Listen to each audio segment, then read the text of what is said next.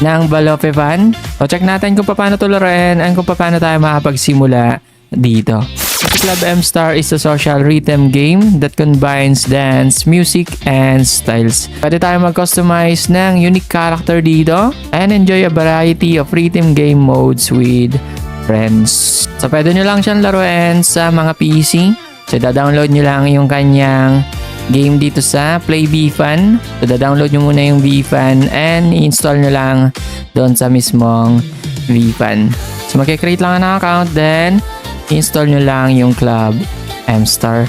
So proceed na tayo doon sa kanyang game. So dito sa simula, mag-create tayo ng character natin dito. So customize muna natin yan. Tapos piliin natin yung look niya. So meron look 1, look 2, look 3, look 4. So blend 5, 6, 7, 8, 9, 10. And marami kayong pwedeng pagpilian dito. So depende sa inyo yan kung paano yung character nyo, no? Kung ano itsura niya. So ito na lang yung piliin natin. Kung siyang mabait. The basic outfit naman, pwede natin i-zoom out yan. Ayan ang kanyang damit. Casual outing. Ayan, para siyang giniginaw dito. Parang estudyante. Ito na lang. Medyo pauwi tayo dito. New semester. Ito na lang yung kanina. Yan. Kung ayaw niya naman ng mga preset na so pwede nyo ayusin yan dito sa detailed settings. So pwede nyo pang baguhin yung kanyang itsura. So sa atin, hindi na natin babaguhin. Ganyan na lang. Save na natin yan. So pwede nyo ibahin yung eyes, eyebrows, nose, mouth, and marami pang iba dito. Yung skin color niya, and then yung kanyang hair. Pwede nyo palitan yan. So ito na lang ipalit natin. Then, save na natin. Tapos, lagay lang natin yung nickname niya. Lagay na lang natin dito, Barogs. Then, check natin. Duplicate. Then, enter natin. Yes. Then, click lang natin yung complete dito, no? So, nandito naman yung settings yan kung gusto nyo ibahin yung kanyang graphics. Depende doon sa PC na gamit nyo. So, sa atin okay naman na. So, hindi na natin babaguhin yung default settings niya. Then, complete lang natin. So, once a character is created, cannot be modified or deleted. So, hindi na natin siya pwedeng baguhin or kaya i-delete. So, yes lang natin. So, sure na kayo dun sa character nyo. So, wag nyo na baguhin pa.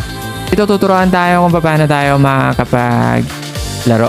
So, meron dyan mga arrow keys na lalabas. So, hindi na natin nalagay yung sound niya, no? So, makaka-copyright kasi tayo. So, tuturuan niya tayo dyan. So, arrow keys lang naman yung gagamitin natin dito. Kaya follow daw natin siya. So mayroon daw lalabas na mga dance note dyan. So click lang natin. Kapag arrow dito sa kabila, so click lang natin dito yung left na arrow. So click lang natin yan. Pagka nagpop up na yung pinaka arrow. So dapat sakto rin, no? Pagka yun, kabilog na. So doon nyo lang siya i-click. So how was it? Ready to try now? So pwede na natin try yan. So sana masundan natin. Makasayaw sana siya. Yun daw. So parang naglalaro dito ng kung nalalaro dati yun sa mga game zone. Tapos pwede rin sabay, no? So dapat pala nadidinig mo yung sound. So yun pala yung technique dapat dito. So yun, nakasayaw siya na maayos. Medyo okay naman. Tapos wave note naman. Tuturo niya naman yung paano. So yun, ganun daw. Parang robotics. So ang nalaro natin ganito dati is yung auto jump. Kaso yun, music lang talaga yun. So hindi naman sumasayaw. Space bar. Hindi din pala natin ang space bar dito. So yan, dapat masundan natin yun. So kung ready na daw, try niya daw. So may halong space bar na siguro to. So yan, mukha naman perfect naman yung ginagawa natin. So meron tayong dalawang miss. At yan, kung okay daw, medyo nakakalito lang, no? So dapat naka-input yung headphones nyo dito para madinig nyo yung timing ng pinaka-music. So ito na yung last wave note. So yung kanina yung space key. So yan, tatry na natin yung wave dance daw. Yun, ganun pala siya. Yun, perfect. Ang galing sasayaw ni Barogs. Over how to play M-Star. Na meron naman daw skills. Tapos na tayong turuan ng dance instructor natin. So meron tayong may claim dito. Sa login lang natin yun. Finish lang. Yun yung mga na-claim natin. Beginner shield is applied for 2 hours. So meron dito sa kanyang menu, merong home garden, game, shopping mall, clan, and couple. Tapos dito naman sa kabilang gilid yung event and first pack. Tapos nandito naman yung dress room natin. Tapos meron ding mga collection ng music dito. And yung kanyang ranking.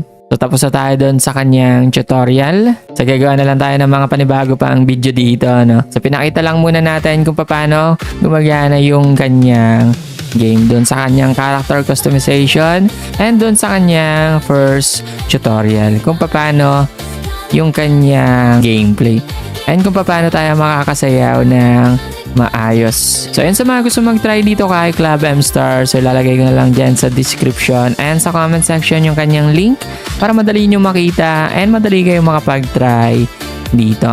So ayun, kita-kits tayo dito kay Club M Star. So good luck sa inyo guys and see you on the next video.